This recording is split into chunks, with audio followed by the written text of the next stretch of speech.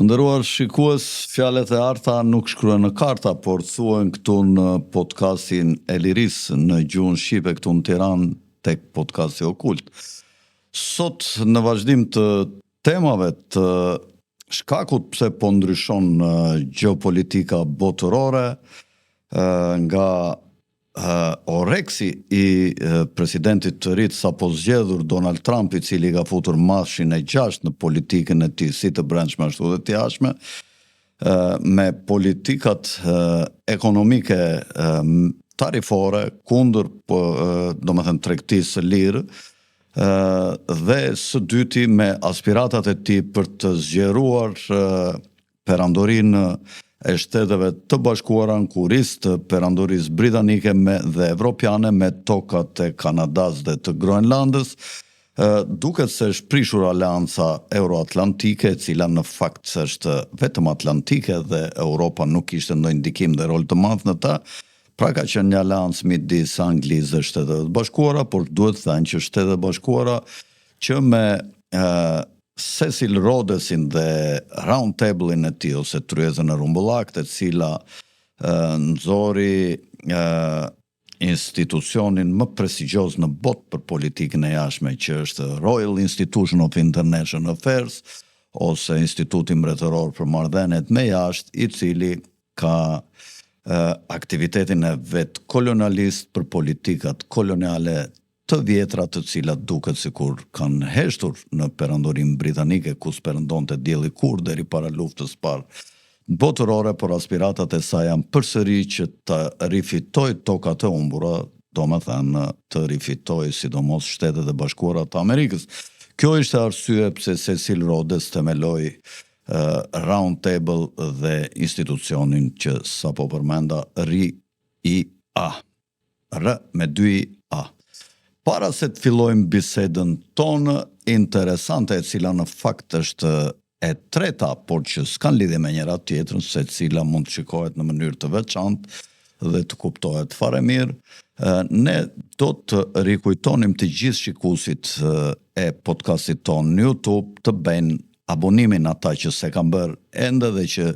nuk marrin njoftim dhe u shpëton ndonjë nga emisionet tona të mrekullueshme, për të cilat ata kur e shikojnë thonë, "Ua, si na shpëtoi ky emision i Fred Sakos ose i Okultit." Po të shpëton poste erdhi notificationi dhe ne na ndihmoni që të bëjmë mbi 10.000 shikuesa dhe të na krijojnë disa lloj lehtësirash për të hedhur copat të shkurtra në YouTube.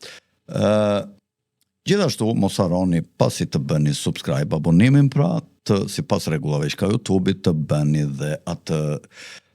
klikimin atje ke zilja për të marrë atë notificationin në ke telefoni juaj sa herë që ne edhim një emision ose një rubrik në podcastin ton. Falenderojmë gjithashtu sponsorat e emisionit ton të përgjithshëm, të cilët lehtësojnë dhe ndihmojnë në mbarvajtjen e këtij emisioni dhe me këtë rast i falenderojmë. Tema e emisionit të sotëm ka të bëjë me ardhjen e superyllit teknokrat Mark Carney në krye para një jave, në krye të qeverisë së Kanadas, dhe më përpara ishte paralemruar një ardhje e këtillë dhe një largim i shpejt i parakohshëm i Justin Trudeau, i monstrës Justin Trudeau të globalistëve, i ndoshta njeriut më të urryer mbas babait të tij Pierre Trudeau, i cili nga vitet 60 me ndërprerje të shkurtër dhe në vitet 73 ka dominuar skenën e qeverisjes së shtetit kanades si një njeri fabianist i dërguar nga shkolla kryesore fabianiste që është London School of Economics and Political Science në Londër, ose shkolla ku ka mbaruar dhe kush do thoni ju, George Soros. Të vazhdojmë me ardhjen e superyllit teknokrat dhe ekoluftëtarit, si quhet ndryshe luftëtari i agjendave jeshile të mashtrimit për i vendosjen e madhe, i cili ka marrë sot timonin e Kanadas. Në foto i lutem regjisë të paraqisë një pamje të Mark Carney, i cili s'ka asnjë lidhje me spitullaqin Trudeau, I cili e këputi litarin e zullumit nga e trasha, se litarët gjithmonë këputen nga olla. Vetëm zullumi këputet nga e trasha. Me ekspozimin e tij antipatik ndaj votuesve në Kanada si një monster që propagandonte prishjen e familjes, dhe si një monster në trajtimin e pandemisë, si një timonier ose si një avampost I madh së bashku me mostrat e tjera të Mbretërisë së Bashkuar, kur njerë princi Filip kishte thënë si pasaj politike që në qoftë se do isha ndonjë tjetër, do të dëshironja të isha krimptanja njerëzit e shumtë që do dëshironja që të vdisnin për shkak të nevojës që ka në tokë për depopullim. Një deklarate e zakonshme që është politika maltusiane që ka udhëhequr Mbretërinë e Bashkuar, e cila shpeshherë është përpjekur të bëjë rivendosje të mëdha, sidomos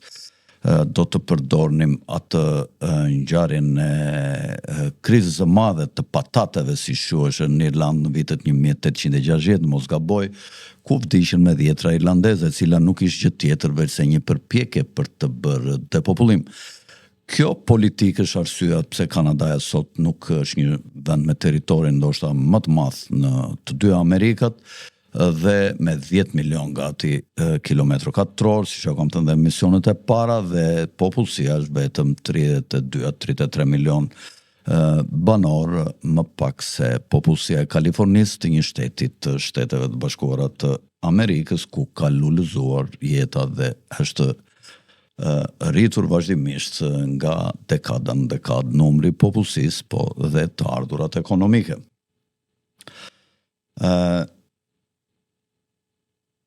Siç e tham, Mark Carney ka zvendësuar Justin Trudeau, është një teknokrat në pamje shumë serios dhe me një pamje më perandorake, nëse do ta quajmë kështu. Dhe ardhja e tij mund të kuptohet së pari nga prishja sistematike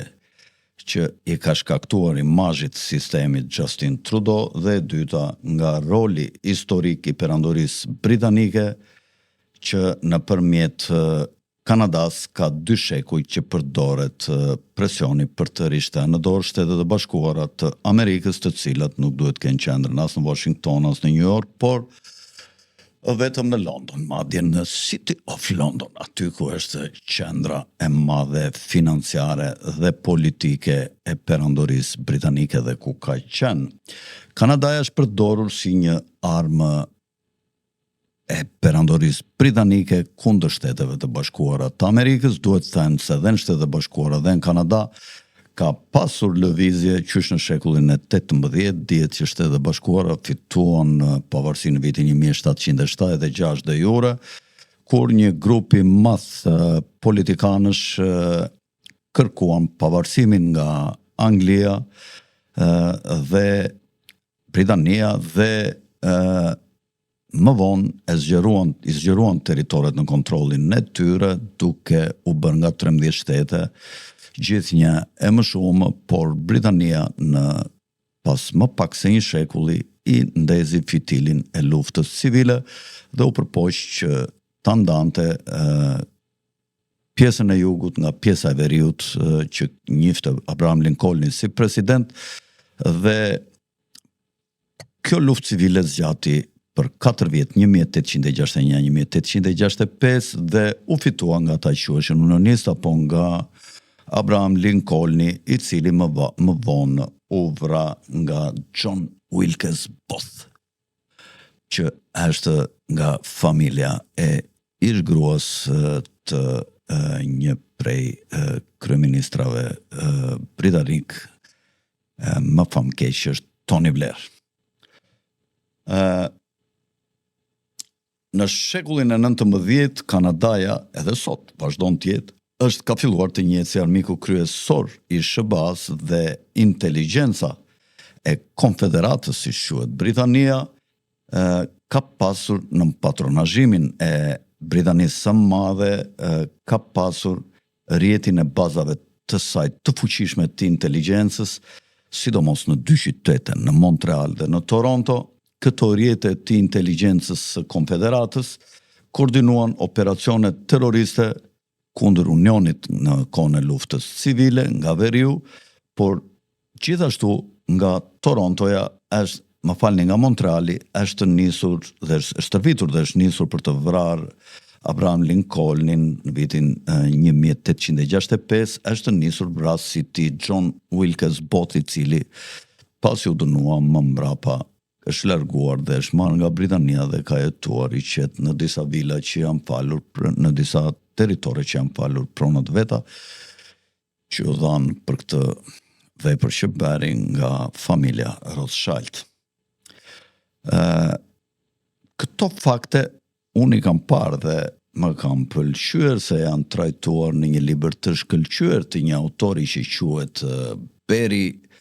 Shehi, nuk është nga shehët e Shqipërisë, po shkruhet Shehy, mund të lexohet Shihy. Në vitin 2017, ky ka bërë një libër që lexohet Montreali, qyteti i sekreteve. Montreal City of Secrets. Ja ku e ka regjia në ekran kopertinën e paqes së parë të këtij libri, ku dallohet poshtë Abraham Lincolni dhe lart është vrasi i tij dhe ka dhe figura të tjera të shquara, të cilat kush është interesuar mund ta marrë këtë libër në origjinal, dhe shtëpia ime botuese është Helga Secrets, e cila është një dritare e hapur, e madhe e botës për lexuesit shqiptar dhe ka ndryshuar mendjet e shumë shqiptarëve qysh nga viti 2006-2007, kur ajo ka hapur siparin e botimeve të saj me librin e Malthusit. Aspiratat e mëdha të aristokracisë britanike për të rimarrë Shtetet e Bashkuara nën kontroll, qoftë hapur, qoftë në mënyrë të fshehtë, siç ka ndodhur në fakt mbas vitit 1913, kur globalistët e Londrës shtinë në dorë emisionin e paras të dollarit të Fedit me një manovër që quhet manovra e Jekyll Island, për të cilin ne kemi botuar shumë libra, si e kanë shtënë në dorë globalistët emisionin dhe pronësinë mbi paran, që prodhojnë para nga IQi, të bankës qendrore më të madhe në botë, për të shtënë Amerikën në dorë një nga mendjet më demoniake, do të theshim, të britanikëve në fillim të shekullit të 20, Cecil Rhodes, ai që krijoi dhe luftrat e vitit 1902 me luftrat boere, si quhen, me holandezët në Afrikën e Jugut, me fshatarët holandezë të cilët e kishin kolonializuar këtë pjesë të Afrikës dhe jetonin aty, duke bërë disa ndarje për t'i kontrolluar më mirë dhe duke u krijuar ajo që dikur quhej Rhodezia. Pse quhej Rhodezia? Për shkak të Cecil Rhodesit. Kush është Cecil Rhodesi? U thash dhe në fillim, është një emër i madh dhe shumë i rëndësishëm për elitën globale dhe komitetin e 300-ve. Ai krijoi Round Table, ku buri njerëz të shquar, siç është Lordi Alfred Milner, i cili organizoi luftën e parë botërore dhe paqen mbas saj, por siç janë dhe figura të mëdha gjeografësh si Alfred Mackinder, drejtuesi i universitetit, fabianist, LSE, siç u përmenda dhe në fillim, dhe kanë logon e deles, e ujkut, më falni, të mbuluar me një lëkurë dele, e bukur apo jo. Ujku vjen i maskuar si dele. Kush është ky për shembull? Një shembull. Ky është George Soros, i cili është një ujk që maskohet si dele. Dhe Del Rama dhe thot, çfarë është ajo? Thot, ai është një filantrop i madh, thot, është një njeri që vetëm të mirë ajo ka bërë shqiptarëve, dhe Rama ron në kurrizin e këtij dhe është i fortë në kurrizin e këtij. Dhe mund të vazhdojë edhe pak kohë të sundojë shqiptarët për shkak të luftës së madhe që sot independentistët e rinj të Amerikës me në krye presidentin Trump po i bëjnë globalistëve të perandorisë britanike, të cilët tashmë kanë kapur me çengel Evropën dhe po përpiqen ta mbajnë përfyti si pozicionin e fundit të luftës, ose si maskotën që atyre mendojnë se do t'ju sjell fat në vazhdimin e betejave të ardhshme. Lufta është e madhe e egër, njerëzit shumica nuk e kuptojnë, por ka një pjesë që ndjekin podcastin Okult që përpiqen t'i mësojnë në këto gjëra dhe të kuptojnë se çfarë ndodh në pyllin e errët të gjeopolitikës të padeshifrueshëm nga mendjet e zakonshme. Pra Cecil Rhodes në vitin 1902 formsoi një strategji madhështore perandorake me qëllim që të rimerte kolonitë e humbura të Amerikës, siç u thash, dhe të themelojë një federat botërore në sundimin e qytetit të Londrës. Kanadaja ishte ajo që do të thithë shumë studius në shkollën e Rhodesit. Rhodesi duhet thënë që ka të kompaninë e madhe De Beers që ka monopolin e diamanteve në Evropën perëndimore dhe në botë, dhe nëpërmjet fitimeve të kësaj kompanisë financohet një shkollë për përgatitjen e politikanëve në Oxford që quhet Rhodes Scholarship. Këtë shkollë për shembull e ka bërë kush? Bill Clintoni. Ju e thatë. Do ta shpjegoj më vonë çfarë ishte Bill Clintoni. Do bëjmë një seri emisionesh të tjera se si e shitën Amerikën Rhodesianët tek fuqitë e tjera, sidomos Kina, duke i dorëzuar softverët që kishte Amerika në fushën e mbrojtjes, në fushën e teknologjisë dhe në fushat tjera. Do bëjmë një seri me 2-3 emisione që kush kërkon tajmish mund t'i ndjek, kush do qumësh le të largohet të ndjek këto podcastet e modës, e këto podcastet çfarë tha ky, çfarë tha ky.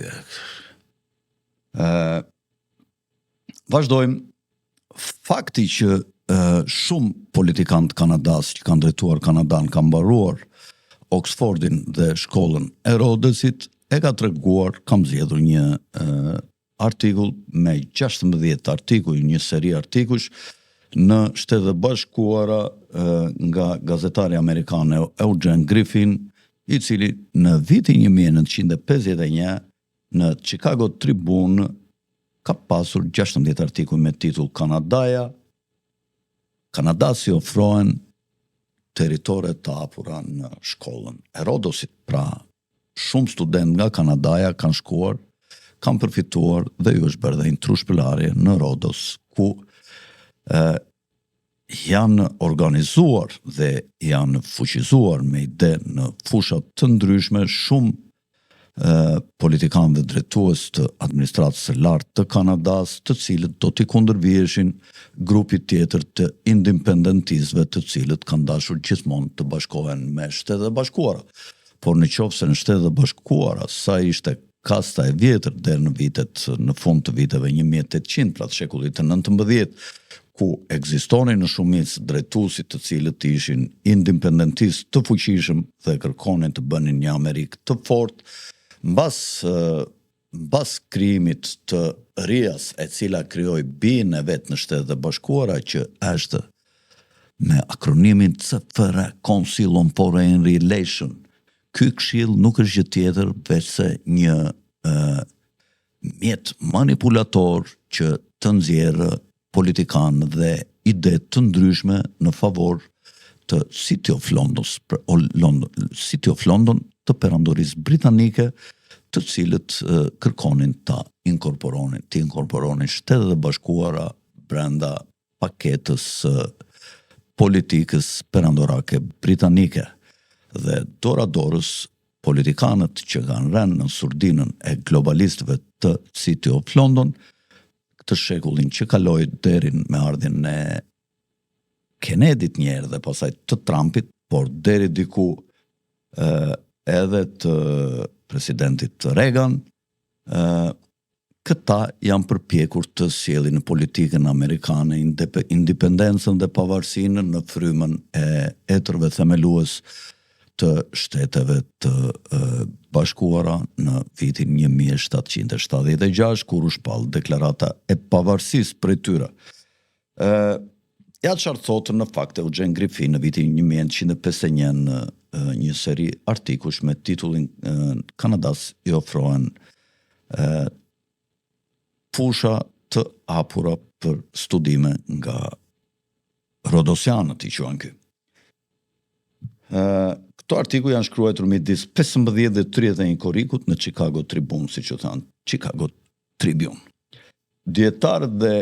kanadezët e arsimuar britanik janë në një pozicion unik për të shërbyer Britanisë përmes ndikimit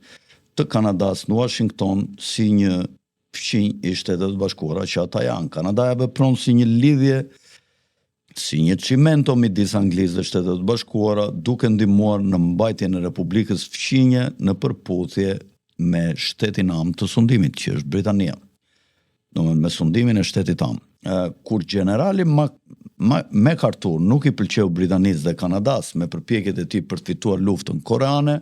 ministri i arsimuar në Oxford i Kanadas për punë të jashtme, Lester Pearson, u ankua se marrëdhëniet amerikano-kanadeze ishin bërë të vështira dhe delikate për shkak të këtyre politikave të ushtarakëve si MacArthuri. Dhe MacArthuri u pushua nga puna jo shumë më vonë se sa të nesërmen. Stafi zyrës së jashtme të ministrit të jashtëm të Kanadas, Pearson, është i mbushur me studiues të Rhodos Scholarship. Janë 23 të tillë në mesin e 183 oficerëve të stafit që ka Pearsoni, ose një në çdo 8 të cilët janë arsimuar në Universitetin e Oxfordit në Angli me bursat e krijuara nga Cecil Rhodes, pra nga kompania De Beers e diamanteve. Ndërtuesi perandorisë dhe manjati diamanteve që donte që Shtetet e Bashkuara të ktheheshin një ditë në gjirin e Britanisë. Antarë të tjerë të zyrës së jashtme kanadeze gjithashtu ishin të arsimuar në Angli, megjithëse jo si studiues të shkollës së Rhodosit. Pearson ka studiuar në Oxford, në St. John's, thotë ky, në vitin 1922 me një bursë Massey të pajisur nga një milioner kanadez. Norman Robertson, një studiues i historisë së shkollës së Rhodosit, po edhe i vetë Cecil Rhodosit, i quajtur si antari më brillant i rrethit të brendshëm të britanikëve në selinë e kryeministit të zyrës së jashtme, është një figurë e rëndësishme në marrëdhëniet e Kanadas me Britaninë dhe Shtetet e Bashkuara. Ai është në punë si këshilli të fshehtë dhe sekretar në kabinet dhe ka qenë sekretar i shtetit dhe komisioner i lartë në Britani. Ka pasur një plan lufte midis Kanadas dhe Amerikës për një kohë të gjatë, nga të dyja palët. U çuditët? Do thot në i trushpëlarëve, ç'a thot ky? Po, kështu është e vërteta, më dëgjoni.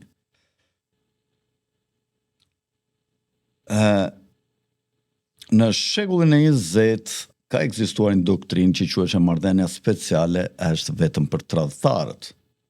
ku figurat kryesore ushtarake amerikane si generali i brigadës Billy Mitchell e kuptuan rolin e Kanadas nga ana e luajtur e instrumentalizuar nga Britania për të goditur Shtetet e Bashkuara dhe për të përdorur nga manipulatorët e Britanisë për luftrat e saj globale, e cila pa dorën e Britanisë nuk ndodhin asnjëherë.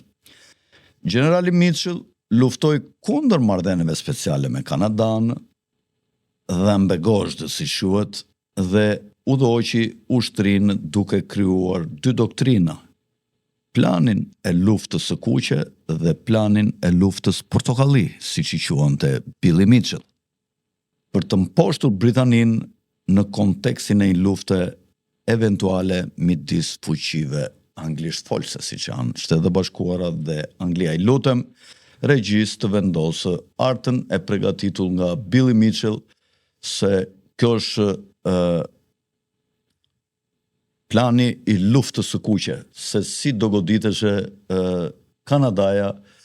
prej Shtetet e Bashkuara, dhe ky plan ka ekzistuar në prag të viteve 1930 në Shtetet e Bashkuara. War Plan Red, plani luftës i kuqi. Plani kuqi luftës. Këto plane u bën doktrina zyrtare ushtarake amerikane në vitin 1930 dhe u artua në përgjigje të planeve anglo-kanadeze për të pushtuar SHBA-n që ishin artuar 10 vjet më parë në vitin 1920 nga ana e Britanisë dhe Kanadas e njohur me emrin skema e mbrojtjes. I lutem regjis artën tjetër se si Kanadaja kishte bërë planet për të goditur Shtetet e Bashkuara, domethënë Britania, jo Kanadaja, pavarësisht emrit që i kishin vënë këta si skema e mbrojtjes, në fakt kjo ishte një skem sulmi. Dhe këto plane ishin fyese kundër Shtetet e Bashkuara, sepse më përpara në fakt nuk ishte ekzistuar asnjë plan i tillë i Shtetet e Bashkuara kundër Kanadas. Pra, është Britania dhe Kanadaja ato të cilat artuan planin e parë të luftës për të rrëzuar shtetin e Shtetet e Bashkuara. Kjo është skema e mbrojtjes numër 1 që sapo ju treguam. Plani kuq i luftës u hoq nga teoria zyrtare e mundësive për të goditur Kanadan nga ana e Shtetet e Bashkuara, mbasi në Evropë u shfaq fashizmi dhe Shtetet e Bashkuara evidentuan fashizmin si armikun kryesor dhe vendosën që në bashkëpunim me Anglinë dhe me komunistët e Rusisë të godisnin dhe shkatronin fashizmin dhe ngeli vetëm plani i luftës portokalli.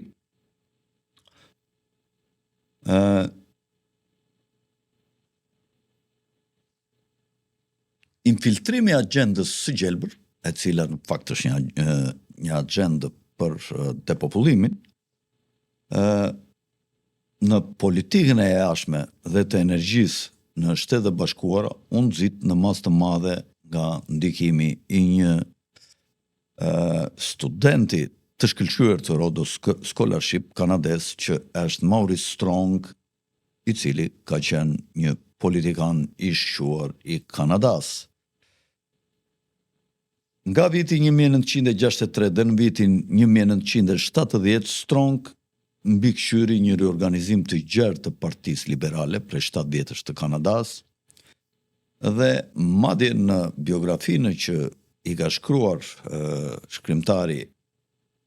shkrimtarja Ellen Dewar në vitin 1994, ai është mburur asaj se ishte ai që në komitetin për zgjedhës solli agjendin më të rëndësishëm të Fabian Society në Kanada, që është Pierre Trudeau, ose babai i Justin Trudeau, i kryeministrit tjetër famëkeq i cili sapo ka dhënë dorëheqjen. Pierre Trudeau ka ardhur në pushtet në Kanada në vitin 1963 si kryeministër, siç e përmenda, në krye të erës. Nga vitin 1965 dhe në vitin 67, Strong drejtoi Ministrinë e Punëve të Jashtme të Kanadas, themeloi Agjencinë e Zhvillimit Ndërkombëtar të Kanadas me akronimin CIDA, e cila e transformoi filozofinë e ndihmës ndërkombëtare në thonjza nga ndihma e kombeve të varfra për të ndërtuar ekonomi me spektër të plotë në udhënie grabitçare të lidhura me kushte dhe me përfitime të mëdha për Kanadan. Ai gjithashtu udhëhoqi ishte mentor i një të riu që sot dhe ai shumë famkeq që quhet Klaus Schwab dhe s'ka nevojë për prezantim për drejtuesin dhe themeluesin së bashku me Maurice Strong të forumit famkeq ndërkombëtar të forumit ekonomik botëror dhe e kanë themeluar të dy bashkë në vitin 1971, ka kryesuar forumin e parë të OKB-s për popullsinë në vitin 72, pra është një maltusian i thekur, sepse u kam thënë që një nga synimet kryesore të perandorisë britanike dhe të politikave të saj është politika e depopullimit. Ata janë kontrollorë të mëdhenj të popullsisë në tokë. Ka shërbyer në komitetin Maurice Strong, drejtues të grupit Bilderberg, që në fakt është qeveria hije botërore, dhe ka krijuar një bot kuptim që u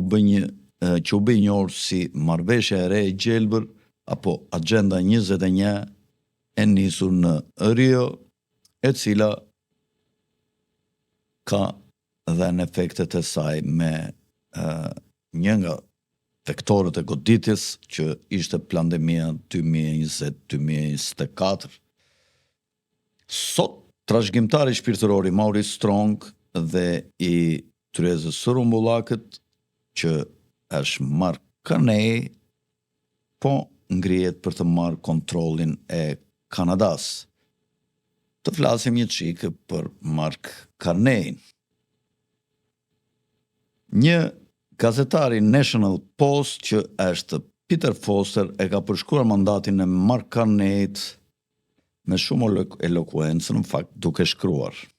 që nga ardhja e pandemisë Covid,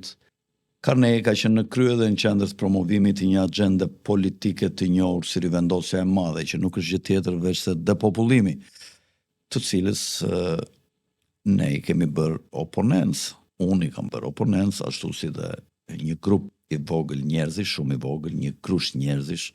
në kohën e pandemisë. Ndryshe, këtu në Shqipëri flas, ndryshe rivendosja e madhe quhet marrëveshja e re e gjelbër ose ndërtimi më i mirë i botës, domethënë. Të gjithë bazohen në pretendimin se Covid dhe përçarja që ai bëri ekonomisë globale afroi një mundësi që ndodh vetëm një herë në jetë. Jo vetëm për të rregulluar klimën, por për të krijuar një botë më të drejtë, më të larmishme, më gjithëpërfshirëse, më të sigurt dhe më inteligjente. Mark Carney mund të përshkruhet më së miri si një nga personat e brendshëm dhe shumë i rëndësishëm për oligarkinë, duke shërbyer si i dërguar i posaçëm i OKB-s për veprimin dhe financat për klimën. Ka qenë një ish bankier investimesh për Goldman Sachs, administratori i Forumit Ekonomik Botëror, së bashku me studenten e Oxfordit Chrystia Freeland, ka qenë ish guvernator i Bankës Kanadas dhe më pas Stability of the Financier Board në vitin 2011-2018, ku ai mbikëqyri rritjen e bombës mesat të derivateve që ishin krijuar për të rrëzuar sistemin financiar transatlantik me një shpërthim të kontrolluar dora dorës në të ardhmen. Po këto plane i prishi si duket ardhja e Trump. Në vitin 2024, Carney madje u bë president i mbretëreshës së të gjitha grupeve të mendimit, Institutit Mbretëror për Çështjet Ndërkombëtare, që ndryshe quhet edhe Chatham House, dega amerikane të cilit u krijua në vitin 1921 nga tradhtari i parë i madh i bankierëve në Shtetet e Bashkuara, që është koloneli Edward House, i cili vuri në surdin dhe vunë presidentin e parë globalist që ishte presidenti Wilson. E thash mirë? Presidenti Wilson ka qenë kuklla e parë e Council on Foreign Relations, ose RIAS britanike, sepse CFR-ja është një deg e RIAS dhe punon për të shtënë në dorë me kafshimin e gjarprit Shtetet e Bashkuara në kontroll të Britanisë pa luftë. Ky rrjet ndërkombëtar i Tryezës së Rumbullakët koordinoi disa brezat studiosëve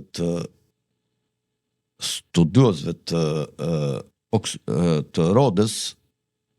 Scholarship, ose studiosëve të shkollës së Rhodesit, të cilët do të ndiqnin mandatin e Cecil Rhodesit për të krijuar një kishë unike të perandorisë britanike dhe për të rimarrë kolonitë e Amerikës, të cilat e shpallën pavarësinë e tyre në vitin 1776. Flasim pak për obligacionet e gjelbërta dhe oligarkët çarjanë, ku Mark Carney ka dhënë një kontribut të madh në këtë mashtrim të madh që nuk ekziston për ngrohen globale. Si kryesues i Bankës Anglisë, si drejtues i Goldman Sachs, Carney ka miratuar task force-ën e Bordit të Stabilitetit Financiar për zbulimet financiare të lidhura me klimën, e cila u krijuar në vitin 2015 dhe u përdor si një udhëzues për librin e bardhë të qeverisë së Mbretërisë së Bashkuar Britanike në korrik të vitit 2019 me emrin Green financing strategy për transformimin e financave të gjelbërta.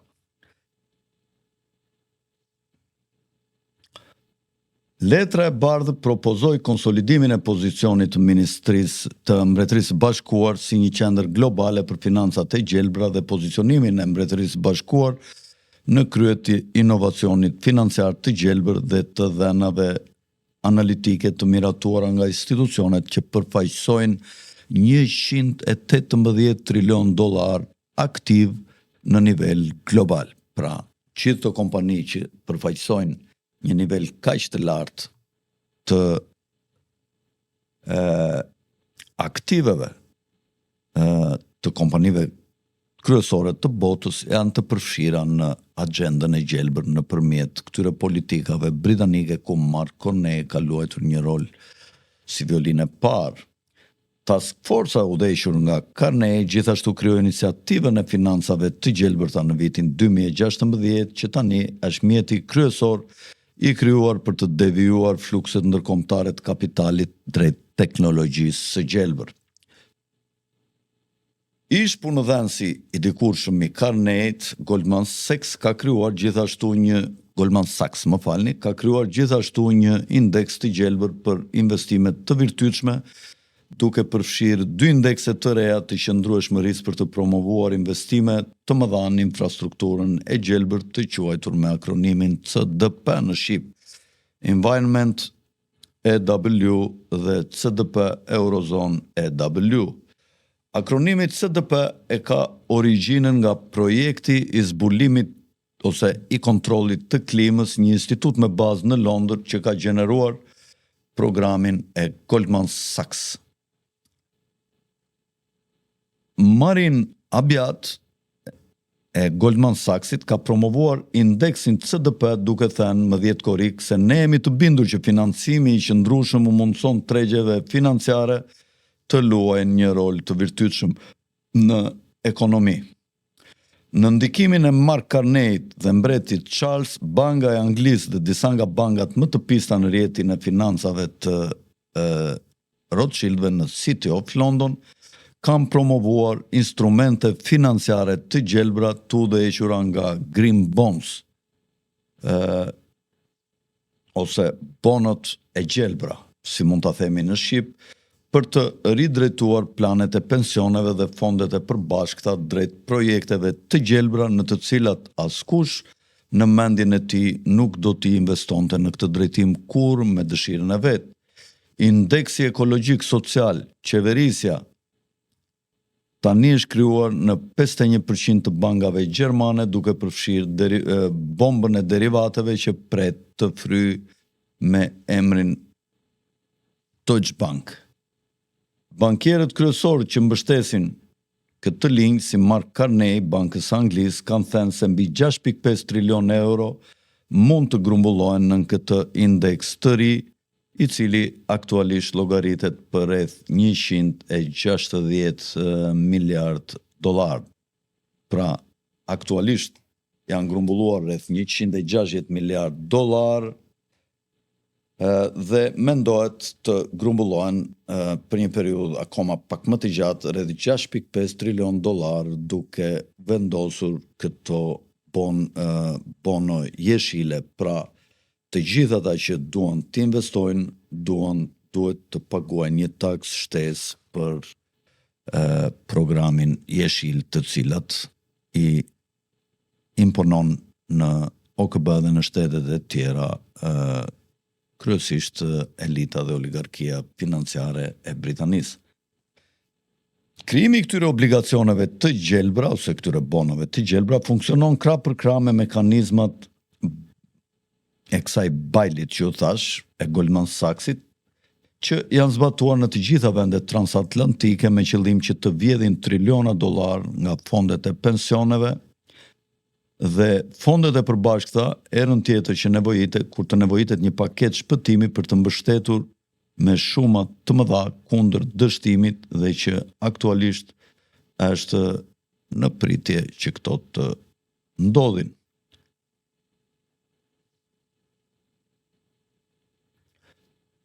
Është një figurë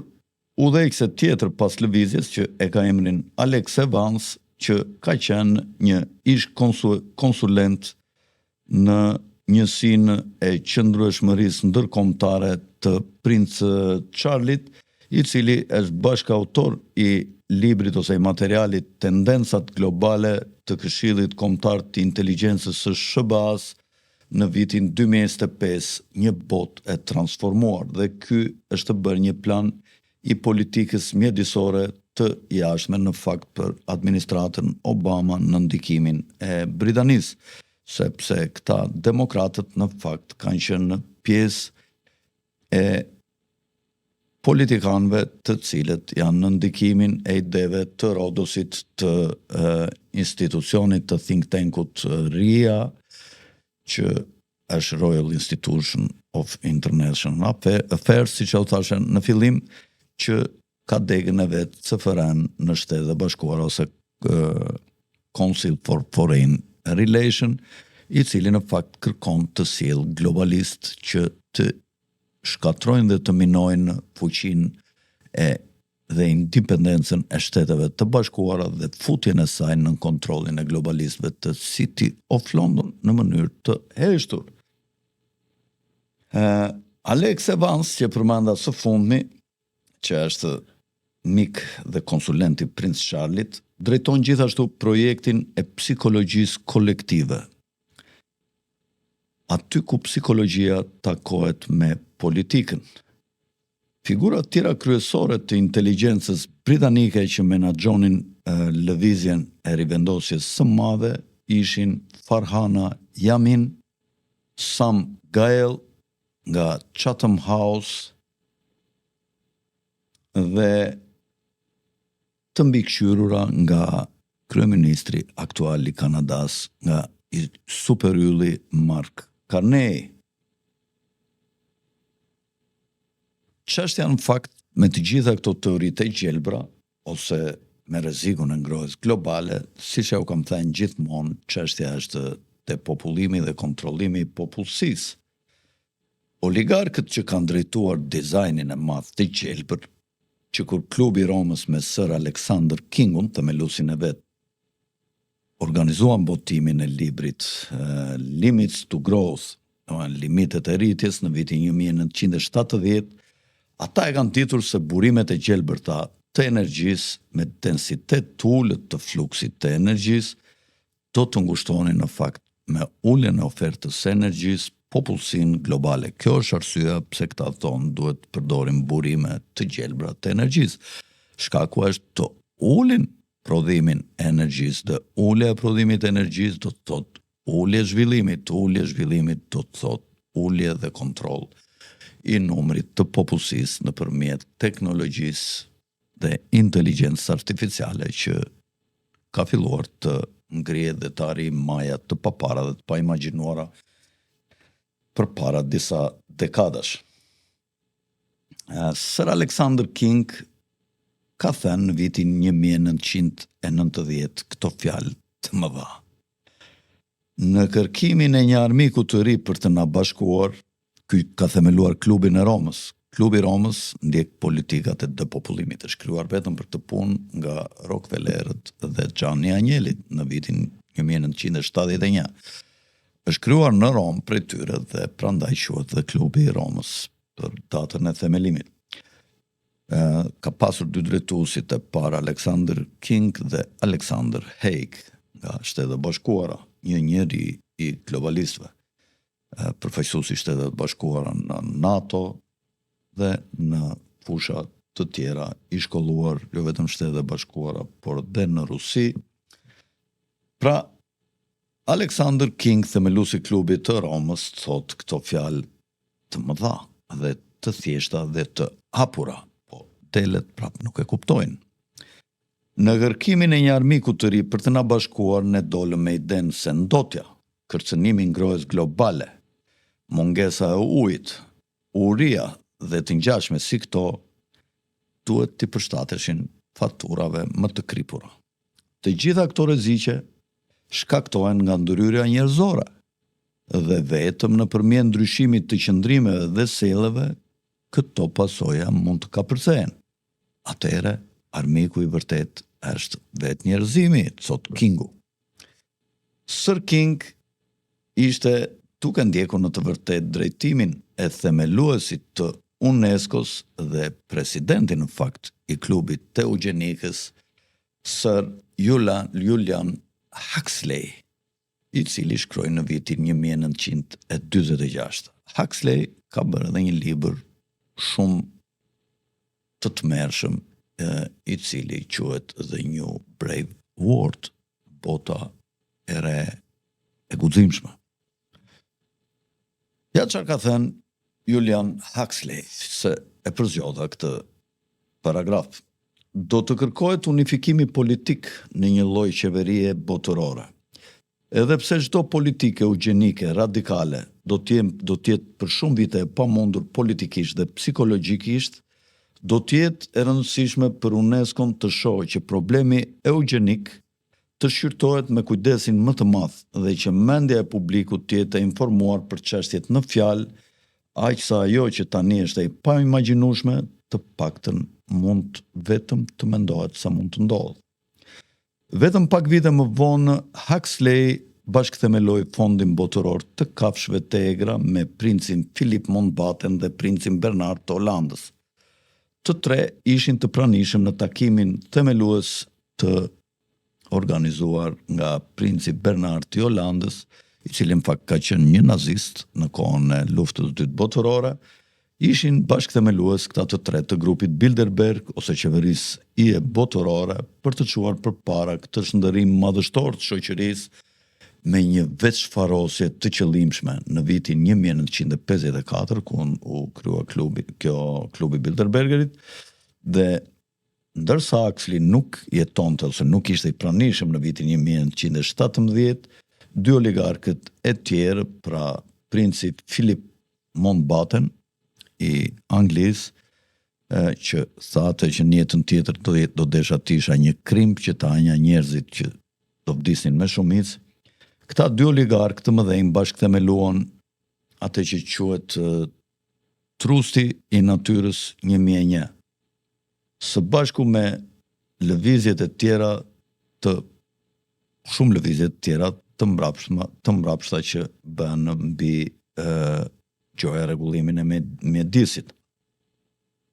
Këto forca të këtyre dy oligarkëve të fuqishëm ishin dhe mbrapa grushtit shtetit në Amerikë, e cila solli në pushtet komisionin trepalësh, ose si quhet ndryshe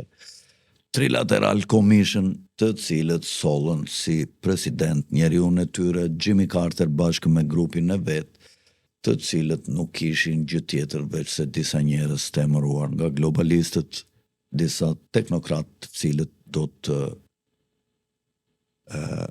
drejtonin politikat në përfitim të globalistëve të perandorisë britanike. Madje ka patur dhe një komision hetimor i cili është ngritur nëse nga kongresmenët e Shtetet Bashkuara, të cilët kanë kërkuar duke përdorur një material që ishte botuar një vit para zgjedhjeve presidenciale në Shtetet Bashkuara dhe para se Jimmy Carter të bëhej një emër publik, i njohur për publikun amerikan, është botuar një material ku thuheshe pikërisht ku deklaroheshe qeveria e ardhshme e Shteteve të Bashkuara, ku thuheshe një person i quajtur Jimmy Carter, që se njifte njëri do bëhet president, sekretari i shtetit do bëhet një me këtë emër që dhe ata nuk njihen, sekretari thesarit ky, drejtuesi Fedit ky, me radhë të gjithë, kupton? Dhe kur doli ky material, mbasi këta u zgjodhën vërtet ashtu siç ishte shkruar në atë material, atëre me të drejtë ata kongresmenët që kërkuan një komision hetimi thanë, ore, kush e i qeverisë Shtetet e Bashkuara, i qeverisë populli dhe partit, apo i qeverisë një dore padukshme që ka bërë këto shkrime dhe që e ka ditur se kush do drejtonte Amerikën para se ata të njiheshin dhe të vinin në pushtet. Gjithë Partia Demokratike në përgjithësi ka qenë një parti në thundrat e perandorisë britanike. Lyndon Johnson, i cili u zgjodh mbas vrasjes së Kennedys vends presidenti, ka qenë një njeri i tyre i kontrolluar nga agjendat e britanikëve dhe me përjashtime të ralla, siç e thash, Donald Reagan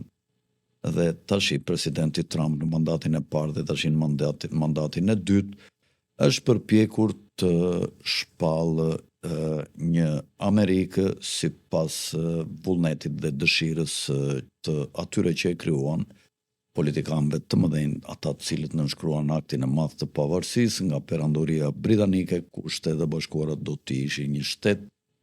që do të zbatonin vetëm vullnetin e votuesve të popullit amerikan. Besojmë që ju kemi dhënë një tablo të përafërt se çfarë po ndodh. Amerika po hyn në izolacionizëm, Trump po përpiqet të largojë ushtrinë nga Evropa, Evropa është në kontrollin e kabalës, pikërisht armiqve të saj, atyre që krijuan një Amerikë dhe një Rusi si superfuqi për të mbajtur Evropën në surdinë dhe në kontroll dhe për të mbajtur atë grup të panënshtrueshëm të rasës së bardhë që ndodhet në Evropë, grupet aristokratike, të cilat janë 25 apo 30 milion ose 7 apo 8% të popullsisë sotme evropiane, të cilët janë të panënshtrueshëm dhe të pakontrollueshëm dhe janë elita e rasës së bardhë në fakt. Dhe Britania, e cila kishte pasur taktikën të lidheshe me shtetin më të dobët në Evropë, të kontrolluar shtetin më të fuqishëm për të mos e lejuar të fundit që të mundte rivalet e dobta dhe të kontrollonte gjithë kontinentin dhe pasi të forcoheshe kontinenti mund të vinte radha Britanisë. Britania më pas, pasi u forcuan Shtetet e Bashkuara, përforcoi nëpërmjet bolshevikëve që nuk ishin gjë tjetër veç se Jewish në shumicën e tyre drejtuesen në politbyro, por edhe si në pikat e tjera të kontrollit të shtetit në bolshevikët, morën kontrollin elita financiare e Londrës, mori kontrollin dhe të Rusisë dhe të ekonomisë së saj dhe duke bërë superpower ose superfuqi dhe Rusinë ushtarake, filluan gjatë luftës së ftohtë të mbanin Evropën në represion dhe në recension ekonomik ose në një zhvillim të ulët në raport me Shtetet e Bashkuara, të cilat dora dorës u ritën në fuqi eksponenciale përballë fuqive të bashkuara të shteteve të cilat kishin kontrolluar politikën botërore për 2 apo 3 shtete, 3 shekuj, siç kanë qenë Franca, Gjermania, Austro-Hungaria, perandoria Romanov e rusëve dhe perandoria osmane. Këto të gjitha u bën në shkrump përballë fuqisë së një fuqie në kontrollin perandorak të Britanisë dhe të vetë Britanisë, të cilat përsëri sundonin botën me këto lloj instrumentash. Por Trumpi ja u ka prishur gjumin dhe bashkë me Putinin, me sa duket në pamje të parë, sepse fundi do ta tregojë, ja u kanë prishur gjumin dhe atë fuqi që ata e kanë sot ushtarake në shtetet e territoret e shteteve të tyre, nuk po e lejojnë më që ta kontrollojë kjo elitë e vogël oligarkësh e familjes Windsor dhe në Britani dhe e City of London. Edhe njerë ju rikujtojmë të bëni subscribe kanalin ton, shpresojmë që t'ju kemi plotësuar ndo pak kërshërinë tuaj me këtë emision dhe ju bëjmë dhe njerë thirrje të bëni subscribe nga unë Alfred Sako, natën e mirë dhe miru pafshim në emisionin e radhës.